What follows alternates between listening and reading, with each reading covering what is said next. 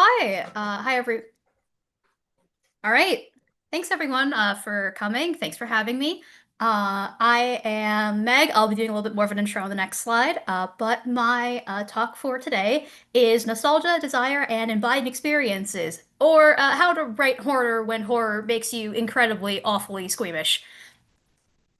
So, like I said, I'm Meg, Megan Caldwell, or Sunev, or Suneville, because I don't have a consistent online name, and that's for people who know how marketing works, and I don't. Uh, my background is primarily in some DM's Guild work, because even though I have many, many, many, many misgivings about the Dragon game, I still enjoy it. It's where I started, and I did a lot of freelance work there, and I just wanted to mention it because, it's a part of my TTRPG journey, kind of how I got here. I also am a freelancer for the Gauntlet. I've worked on The Between, Public Access, Silt Versus, kind of touched pretty much everything except for Brindlewood Bay at this point. Got a lot of cool things that I've worked with other folks with. And everyone's been super welcoming to me as I've moved into the Gauntlet space and into, more indie spaces over the next past couple of years. Also, I am a known enjoyer of the aquatic world. I hope you enjoyed this picture of the Shed Aquarium in the background. So, with that all kind of being said, what this talk is about is maybe a little bit on the tin. Like I said, so horror media and I don't get along at all. In the background, you see a bunch of Goosebumps books because this is a story that I like telling, to really explain how long horror media and I had not gotten along. So when I was, I want to say 7 or 8 years old, my parents went to the library and came back after one of those, like library oversell sales, like the ones where it's like, oh, we're getting rid of stock, we want to get rid of some stuff, so buy it for pennies on the dollar and take it home with you. And they brought back a couple of Goosebumps books, just because, it was like in a big box and they just kind of grabbed it and they took it home. And for the next couple of years, I refused to touch them. There was something that was convinced in my mind that if I touched the Goosebumps books, that I would be physically harmed. And when a friend of mine decided, "Oh, you have them? Can I have them?" and I was like, "Sure, I want them out of my house." I put them in a plastic bag, and I refused to open the plastic bag until she had it in her hands. I didn't want to touch them. Horror media and I have ever pretty much ever since then not really gotten along. Just because I don't do well with jump scares. A lot of the stuff tends to stick in the back of my brain in ways that I don't particularly enjoy. Um, or as I like to call it, wrestling with the demons at 3 a.m. I'd rather not wrestle the demons at 3 a.m. It's kind of the person that I am. And also, my gore threshold is really low. My gore threshold is not something that I like testing on a regular basis personally. And yet, I have written for the Gauntlet a couple different times at this point, which is kind of a bit of a counterintuitive statement at this point. So, what this kind of talk is ultimately about is talking about my approaches to writing and dealing with a horror game design that don't necessarily come from media inspirations, because my media inspirations are pretty small. So essentially, we'll be coming at this from three kind of approaches that I'm going to be outlining here throughout the presentation. The first one that coming up is nostalgia, which essentially I'll be getting into a little bit more, but essentially creating a feeling of vulnerability that's rooted in the past, grief, and questions that can't be easily answered. Desire, because as put it here on the screen, framing a good sex scene and effective horror scene often follows similar principles. That this section will get a little raunchy, but it will not be explicit. I have intentionally avoided any explicit language. There's just going to be a lot of very sensual topics that come up, as it were. And the final one, embodied experiences, essentially boils down to what someone else may consider scary, I constitute as something that I've lived or been through, for better or for worse. And these kinds of approaches is really how I've approached a lot of my work writing for the Gauntlet, as it turns out. So, what do I mean by nostalgia? And here's our first little interactive bit, because I have a couple of these throughout the presentation. So, I want you all to think about something weird, dangerous, or uncomfortable that happened to you when you were a kid. Write it down somewhere, whether that's a piece of paper, a notepad, in your brain. Write it down is very loose here. but I want you just to figure out something that happened to you when you were a kid that was weird, dangerous, uncomfortable, and has kind of stuck with you throughout your life. Write it down, but I don't want you to share it just yet. And I'm going to be moving on to this next part of the presentation while you guys kind of come up with this, but just kind of keep that in the back of your mind as I'm talking about the next couple of slides. So, what I mean by nostalgia. So the thing about horror is I don't know what you're afraid of. I really don't. Sometimes don't know what I'm afraid of a lot of the times. But I can probably guess what puts you on edge. And a lot of those feelings are oftentimes what we could generally call sort of a universal experience. And obviously, all of us are very different people, all of us have very different backgrounds, but all of us at one point in time were young. And when you're young, a lot of times things come up that are often horror media tropes. Things like a lack of autonomy. When you're a kid, no one takes you seriously and no one really listens to what you want to do with your own body and own personal agency. Being outcast or forgotten. Peer pressure is a very, very real thing that happens in lots of different schools and environments when you are very young, and it often becomes something that sticks in the back of your brain because it's such a strong part of being part of a social species. Humans are a social species, and being outcast or forgotten is a very, very normal experience. Confronting grief and loss is something that everyone kind of experiences throughout their life, sometimes very young, sometimes as we grow older. And ultimately, a lot of horror also kind of rolls on the trope of what happens when you feel small and isolated and alone. And all of us at one point in time were small, isolated, and probably felt kind of alone. So all this kind of culminates in drawing from the past being a very powerful way to accomplish all of these feelings that often come up in a lot of really good horror media. Even though I might not know what makes you afraid, I can guess at a lot of things that have happened to people in the past and use that as building blocks to build up something that feels scary, but isn't necessarily drawn on horror media specifically.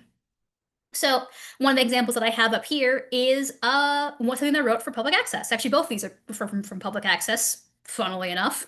Talking about nostalgia in the nostalgia horror game. Wow.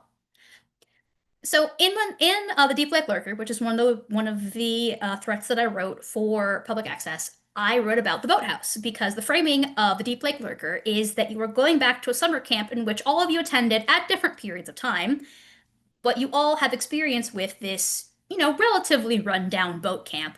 And one of the questions that's being evoked by the Paint the Scene is what indicates to you that the lax boathouse policies haven't really changed since you attended camp?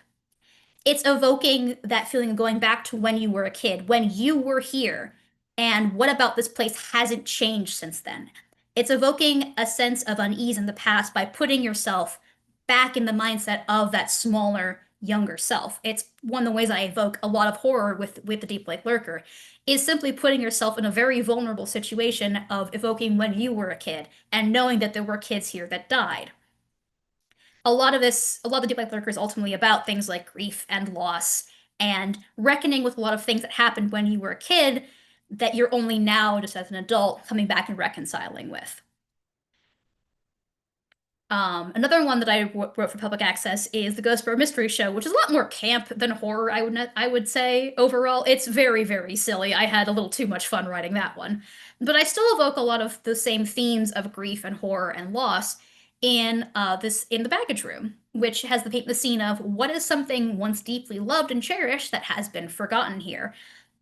The Ghostboro Mystery Show, by nature of it dealing with ghosts and people who have died at the station, invokes a lot of nostalgia. It evokes a lot of past, it evokes a lot of grief, and it evokes a lot of things that have been lost, whether that's items or people. This place has been abandoned, and the horror here is in part evoking that sense of this used to be something. It is no longer something, but it used to be something. And so that's kind of one of the little horror elements that I deal with in the Ghostbird Mystery Show is evoking that sense of loss and juxtaposing that with the panic of you are in physical danger with an entity that is chasing you down the halls, and you are a podcast bro. Like you're a podcast bro, and there's a demon, and you are trapped in here with the demon. it's a very silly situation. It's a very like, you are playing pretend with your friends in the basement and one of your friends is the demon, except now the demon is real and it's trying to chase you and there are ghosts around you that are little manifestations of grief and loss. So, back to that little interactive bit. Remember what I had you write down earlier? Something that was kind of weird or dangerous or uncomfortable happened to you when you were a kid? I want you now to rewrite to sound that as concerning as you possibly can. Try to reframe that from the perspective of I am now a horror writer. I'm trying to make this sound like a very tense and very concerning kind of situation. You can share in the chat when you feel comfortable. You can come off mute and talk if you want to share it verbally, but I'll give mine. My earliest memory is when I was 4 years old. I was leaning up against a end table in the living room, and suddenly I started saying things. That's my front door. That's my living room. That's my kitchen. And I went around my entire house introducing the place I lived, my family, and myself to someone I couldn't see. And that's the earliest memory that I have.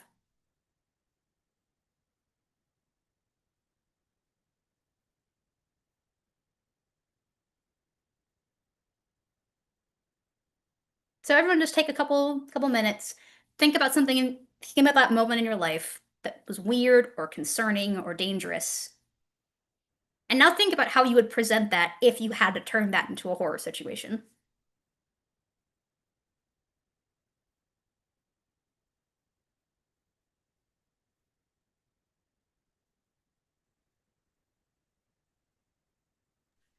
I I have one, but it's actually from the perspective of my little sister. Mm-hmm. Um, because when I realized what she was going on about, I laughed at her a lot.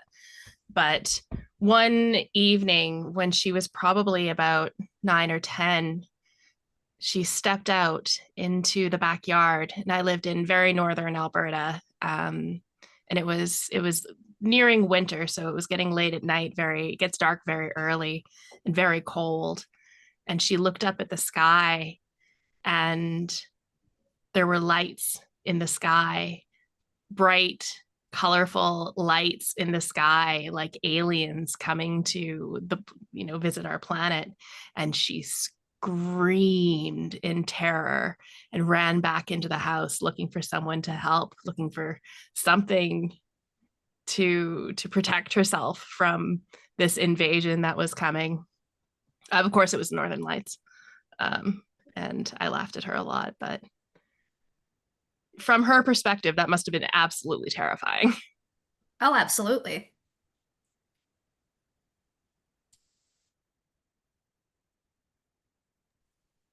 This is like a bit of a softball on both ends, but uh, growing up in West Missouri, there's like a lot of really bad snowstorms in a row when I was young.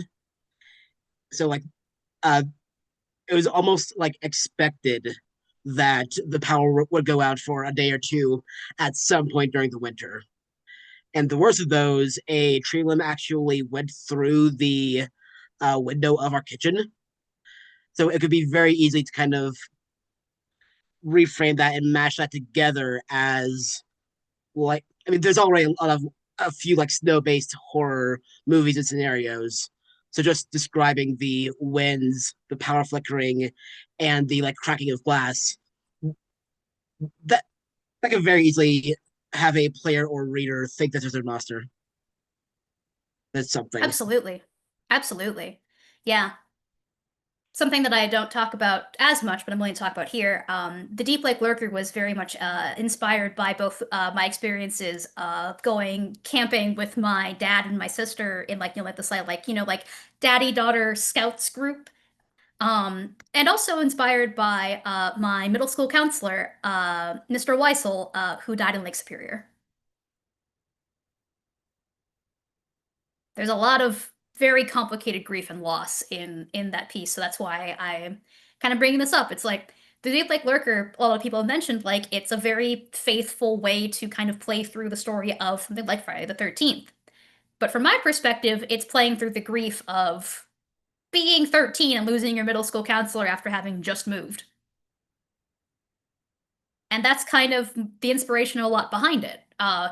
If you've heard the public access release podcast between Alex and Jason, which they talk about the Deep Lake Lurker, and they say, "I'd bet anything that Meg has not seen Friday the 13th." They'd be correct. I have not seen Friday the 13th. It's really funny.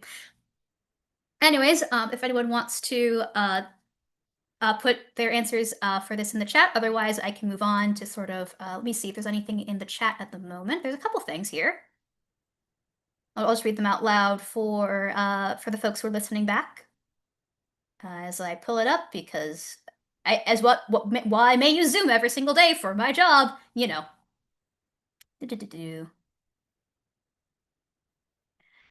Yes, they did get me to watch a single horror movie at the last retreat. One single one. What was it? Butcher It was not Baker good. Nightmare Maker. It was not good. It was It was very great. bad. It was very bad. Anyways, with that, I'll move us on to the next little section. Just keep us moving. But before I do, essentially the kind of thesis of this section is essentially creating a sense of vulnerability and unease can oftentimes be easier than creating a sense of fear. And that's a lot of what I work with when I'm drawing from the past and from nostalgia, is trying to create that sense of vulnerability and unease, because that's a lot easier for me to do than try to actually find out something that someone's typically afraid of. All right, let's get to the part where everyone probably came for. So, next little interactive bit I have for us. Leslie puts a hand on the doorknob. Before she can turn it, she feels a breath on the back of her neck, hot and alarmingly close. A hand goes over top of hers, lacing between her fingers. Is this scene arousing or horrifying to you? I see Amanda shaking her head like, absolutely not.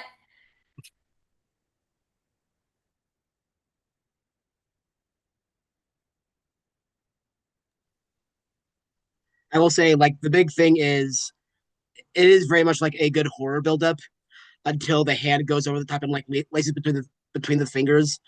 Like that is leading into a very different scene.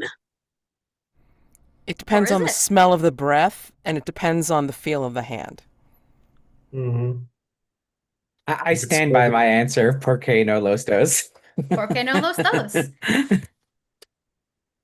Yeah, I intentionally wrote the scene because it's a little bit clashing. There's a little bit of both. And that was very much intentional. So, when I'm talking about desire, horror media and erotic media often rely on creating tension and release. Maybe a little more literally in one compared to the other.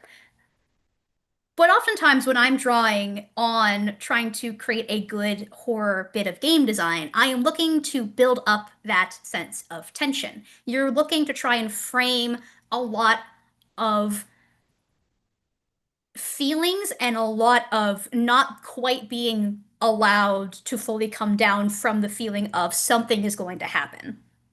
And one of the ways that I've often found working with that is trying to see how a lot of erotic media kind of does that. Because I think also between horror media and erotic media, both everyone can also probably agree, there's a lot of really bad ways to do both horror and erotic media. And often it relies a lot on not building up enough of that tension, but also not quite living in the space enough and letting yourself kind of imagine what is going on in that kind of context.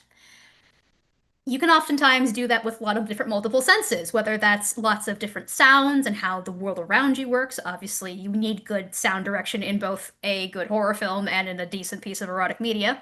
You need a feeling of touch. You need to know how things feel around you, not just what you can see, but whether are things that are pressing up against you, or lots of different textures in the environment. Taste. Moving on.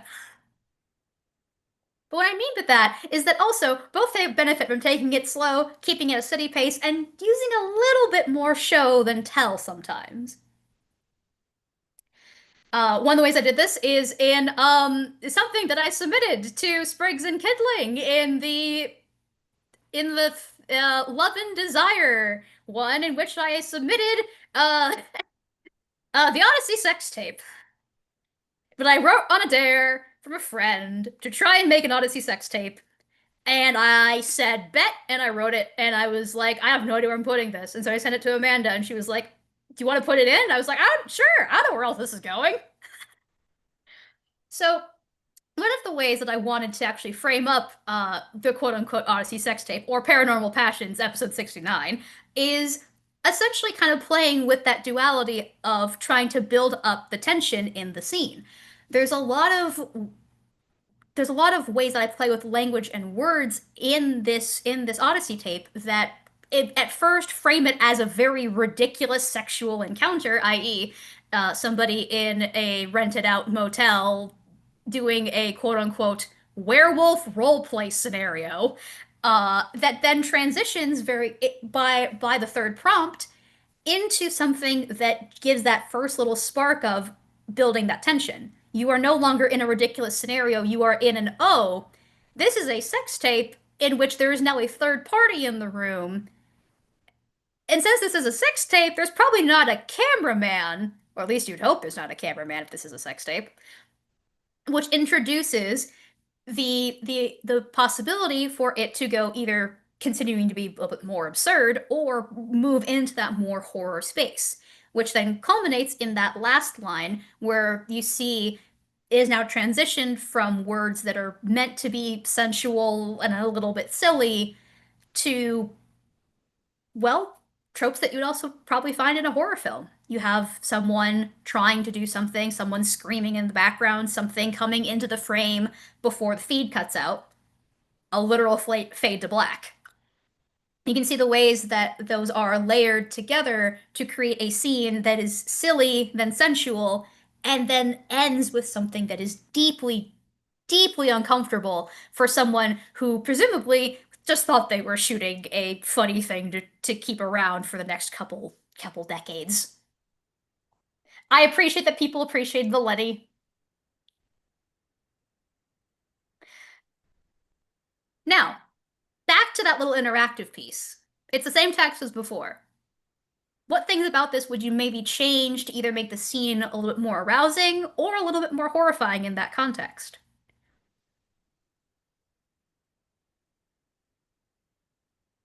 And you can go either way with this.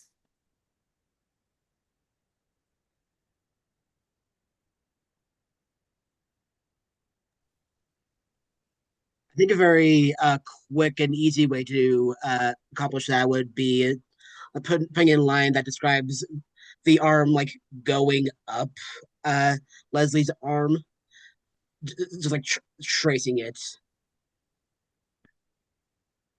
Let's see in the chat, other sensory details, especially temperature, or both. The other hand wraps around her throat. Agreed. I appreciate Erin's comment. I feel like anything I would add would still just be both arousing and horrifying. I like where you're coming from. I'll actually get to that in the next slide a little bit as well. Ooh, yes, dialogue. Dialogue is a great way as well to add that little bit of tension.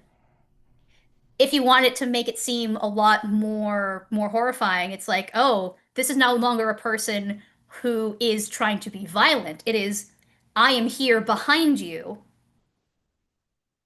and I don't need to be violent to make sure that you know that this is a bad situation. I really like that one, Irving.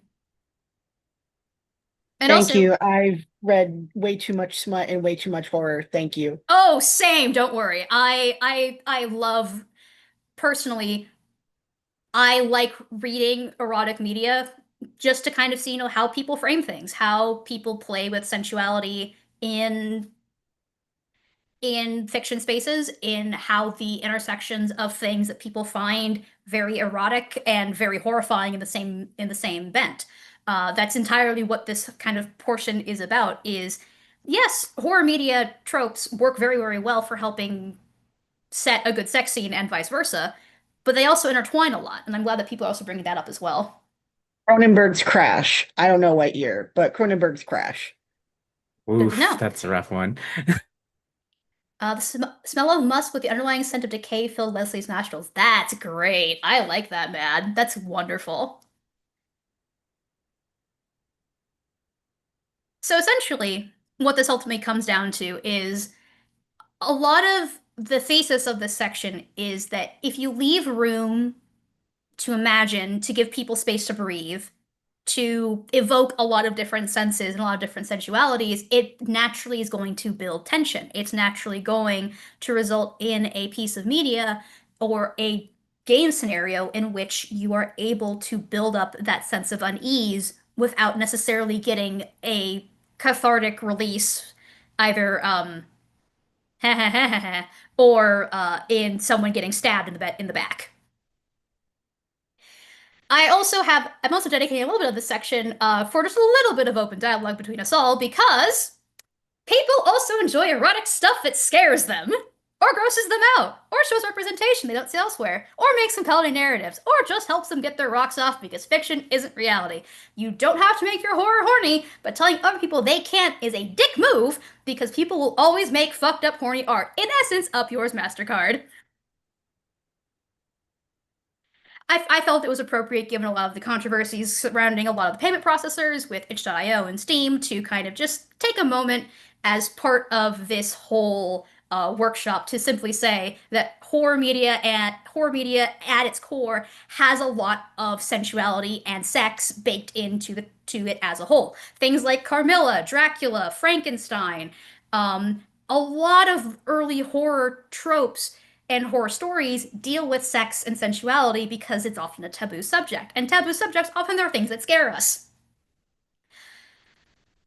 And so when you're dealing with the horror genre, it's important to recognize that a lot of it is baked into this. There's a lot of sex, there's lots of sensuality, there's a lot of topics that people may feel uncomfortable with. And that's why it can be a very compelling thing to add to your narratives. Obviously, there's also been a long history of people putting things into horror media that perhaps are, stereotypical, perhaps violent, perhaps very much putting a lot of violence and sexual violence onto marginalized populations. But it's an important part of the horror genre as a whole, and it's also an important part of the human experience as a whole, because as someone who was in an abusive relationship, sometimes it's a very cathartic thing to be able to see yourself represented in media, sexual, horror, or otherwise. So, just wanted to put that out there. If you want us to come off of mute and say something, you're perfectly allowed to. Otherwise, I just wanted to give the floor in order for people to just kind of sit in this space as we are currently seeing a very, very troubling rise in puritanical beliefs. Just thank you. Of course. Yeah, a lot of great points. I wish that I knew a concrete example off the top, but there are a lot of production stories of these very, very violent movies. Uh, that very, very violent movies where they were told to cut otherwise innocuous sexual content. Mm-hmm. That too. The fact that often American or Anglo societies put a lot more pressure upon representations of sex and sensual natures than they do on horrific violence, especially to marginalized populations. Also, Puppy. Very good Puppy. But yeah, no. I just wanted to obviously give a little bit of time to talk about this as just part of the workshop as well, because it's an important topic and it's very topical in the media right now. And I don't know. I like smut. I think it just kind of boils down to that. Maybe just sometimes I just want to be able to engage with something that is part of the human experience, even if it's a Also, little, yeah, also a please. reminder to call MasterCard, Visa, and also like Stripe, PayPal, and also your bank. Call your bank. See what their ideas and their beliefs are around like sex work and like erotic media are, and how they, because a lot of banks will close down and shut down sex worker accounts. Yep, definitely that as well. It's and a lot of these places also hold very, very strong double standards, especially when it comes to mass marketed media versus indie media. So if you can and you have the means and you have the time, call, write, mail, and get your voices heard out there. All right. With that, let's move on to a little bit of a lighter subject, just for a little bit. Things that don't scare me. A little bit of an interactive session. What's something that just doesn't scare you? Get as creative as you want with this. I'm getting very creative on the next slide, don't worry. You can put it in the chat, you can say it out loud. It can be as simple or as grand as you want it to be. Body horror, that's a good one. Flowers, yeah, super fair.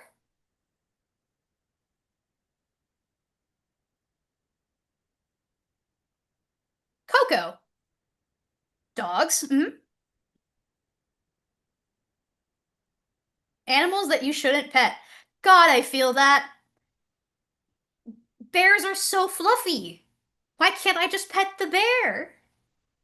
I don't understand arachnophobia. I kind of used to be afraid of spiders, but now I'm just like, okay, hello up there. Blood, also a good one. Notebooks, tornadoes, clowns. For Levi, fun fact, I'm a meteorologist. I'm a meteorologist in my day job. Tornadoes scare me, but for different reasons than most people are scared of tornadoes. All right, very good little list. So, now that you've given yours, I'll give mine. So, I'm not afraid of drowning. I did synchronized swimming for 6 years, and at this point, I'm just kind of immune to the idea that water is dangerous. Like, I know it's dangerous, and I don't necessarily want to drown, but I don't really consider drowning particularly scary. This is also why I write a lot of things about water. That's just been a weird theme of mine because I'm not afraid of water, but everyone else is. So I'm like, I'll just write about people who are in bad situations in the water. Being possessed. I'm not afraid of being possessed because honestly, another guy in my brain would probably fix me. And also, saying this out loud, I was plural for a couple years. I am no longer plural, but I was plural for a couple of years. And so, honestly, I kind of miss having a little guy in my head. They were nice. Forbidden love. So I am bisexual. I'm a member of the LGBTQ community, but also a little fun fact about me. So my parents were born only a year after Loving versus Virginia was decided in the United States, which if you didn't know what Loving versus Virginia is, it was the Supreme Court case that legalized interracial marriage across the entire US. And my parents were born only a year before that. Never belonging. So I'm visibly very Asian, and went to a school in Wisconsin, in a very, very white community. Um, yeah, I stood out very, very quickly, and that was a very large contrast coming from a suburb of Chicago in which my school was very, very, very diverse, and I suddenly went from that to being one of three Asian kids in a class on a given day, if that. Fellow Wisconsinite here, yeah.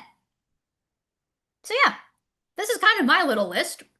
I will also notice that a lot of things that I picked are often things that are evoked in a lot of horror films. Things like drowning, or things like being possessed, or not belonging in very, very tense social situations, or trying to be with someone who you deeply care about, but the universe won't let you. So, the thing about horror for me as a person who is queer, who is half Thai, a person of color, there's some genuinely weird and sometimes terrible stuff that has happened to me as a person, but I can't say that I was necessarily afraid of most of it. Like, people have shouted racial slurs at me. I have, like I said in the last section, I was in an abusive relationship, but I can't necessarily say that a lot of that scared me in the moment. I recognize that they are scary experiences, and other people probably in the same situation would have a different response than me, but I can recognize that those were experiences that can be scary. I'm also a lot of things that ultimately, make me a member of society in which some of these things just happen to more often. I am not white passing, I'm not straight, I'm not a man, I'm not only a woman, and all of those different things ultimately compound to being in situations that other people probably would find pretty scary on a decently regular basis. Like I said, I've had I've had racial slurs thrown at me. There was someone who told me completely unprompted that he heard that Thai girls are good in bed. That's horrifying and deeply gross at the same time. And that's something that just happens. Like, I may have felt unsafe in some of those situations. I may have felt very vulnerable in those situations. Afraid is not necessarily the word I would use. And that's kind of what this whole section is really about at the end of the day, is that I don't necessarily find all these experiences scary. I find them gross. I find them deeply, deeply fucked up and weird. But other people do find them scary, and certainly have found them scary. When I talk about these experiences, with people in my life, they often react a lot like Irving does. Steve Harvey voice, kill. There is a strong physical reaction of that's horrifying, or that's so messed up, or can I kill that guy for you? But that wasn't me in the moment, because having this experience happen to you oftentimes feels and reacts differently than necessarily them being intensely scary in the moment. And I did a lot of that when I wrote the Selkie. People have often asked me, when it comes to the Selkie, what's the horror in the Selkie playbook for The Between? It's a story, about you're a SEAL person in London and you're trying to repair your pelt. Why is that scary? Like, what's the horror in that? My answer has always been, the horror is what happened to you already. The horror is what you went through. The horror is grappling with what you went through in a safe spot. The horror of that I try to evoke in here with things like your different mask flashbacks going through how you were forced to humiliate or hurt someone, or you being consumed by sorrow and rage. That's horror. That's horror to me. That is something that many people who've gone through abusive experiences have had to go through themselves. The horror of the Selkie is not necessarily in what like it there's no active horror in what you are doing. The active horror is going back through what you've already lived through. And also it's about being that sense of evoking that sense of vulnerability of you going out to other things in London who are not human, who are actively not human, and saying, I'm like you. I know what you're going through. I know that you are also scared and hurt and going through horrible situations, and I am extending an olive branch of friendship to you because you are not like everybody else, but you are like me. And it's that bit of catharsis in the horror of being able to find someone else who is also going through terrible, awful things and being able to say, I'm also like that. The story of Veselki is ultimately one about healing, but it's healing from a horrible thing. And that's ultimately why I wrote the playbook the way that I did. It's about the story of healing. All the playbooks are tropes at the end of the day, and at the end of the day, for the Selkie, the trope is how do you heal after something horrible has happened to you? Something that would have broken somebody else and may have broken you. So, with that in mind, with the answer from the last interactive session, what's something that just doesn't scare you? How would you use that to your advantage to try and scare somebody else? Even though it doesn't scare you, even though it's not particularly scary from your experience, what would you do to try and make that scary for someone else trying to read it in that sort of game experience?